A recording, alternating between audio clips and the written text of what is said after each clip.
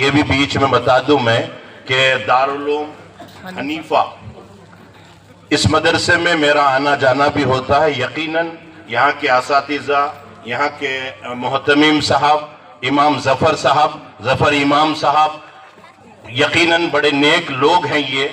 اور دو حافظ قرآن جو ابھی آپ دیکھ رہے ہیں اس وقت ہمارے سامنے ہیں، یہ یوں ہی نہیں بن جاتے. میں اللہ کی قسم کھا کر کہتا ہوں، یہ جو مدرسے میں بچے ہیں پڑھتے ہیں، جس کو ہم طالب علم کہتے ہیں، یہ جو قرآن کو حفظ کرتے ہیں، ان سے بڑے ولی کوئی ہو ہی نہیں سکتا. میں علل اعلان کہہ سکتا ہوں، اس لیے کہ یہ بچے ہر وقت قرآن کی تعلیم، قرآن کو یاد کرنے میں، قرآن کو پڑھنے میں اپنا وقت گزارتے ہیں. جو اساتذہ ہوتے پڑھاتے ہیں نا، وہ حضرت فجر سے پہلے اٹھا دیتے ہیں، چلو یاد کرو. آئے ہائے، ہم گہری نیند سوتے ہیں، رات بھر رات کے 12-1 بجے تک موبائل میں پڑے رہتے ہیں، اور صبح کو مرے ہوئے کتے کی طرح جو ہے نہیں اللہ اکبر کمبل کے نیچے سوئے رہتے ہیں.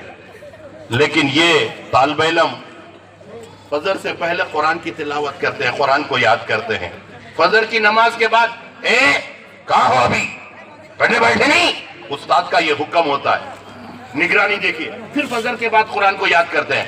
7-8 بجے ان کو ناشتہ دیا جاتا ہے. ناشتہ دیا جاتا ہے، وہ بھی چائے ملی نہیں ملی کوئی پرواہ نہیں. دھن یہ ہے کہ سبق یاد ہونا چاہیے، نہیں تو حضرت ماریں گے، حضرت ڈانٹیں گے. اب پھر قرآن کو پڑھ رہے ہیں. 11 بجے چھٹی ہوتی ہے، پھر تھوڑی دیر سوئے یا کھیلے یا لکھے پڑھے. پھر جو ہے ظہر میں حضرت آ کے چلو نماز کا وقت ہو گیا ہے، نماز پڑھا، پھر کھانا کھایا، پھر قرآن کی تعلیم. ہر وقت قرآن پڑھتا رہتا ہے، اور اس سے بڑا ذکر تو کوئی ہو ہی نہیں سکتا ہے.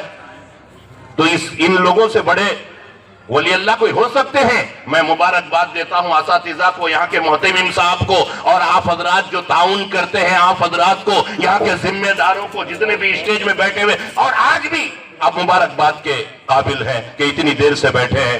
بہرکیف میں اس مدرسے کے لیے دعا کرتا ہوں، اللہ پاک نظر بد سے اس مدرسے کی حفاظت فرمائے. جو حضرات محنت پڑھ رہے ہیں اس مدرسے کے پیچھے، اللہ سبوں کے خدمات کو قبول فرمائے. شہر محبت جہاں مصطفیٰ ہے، وہی گھر بنانے کو دل چاہتا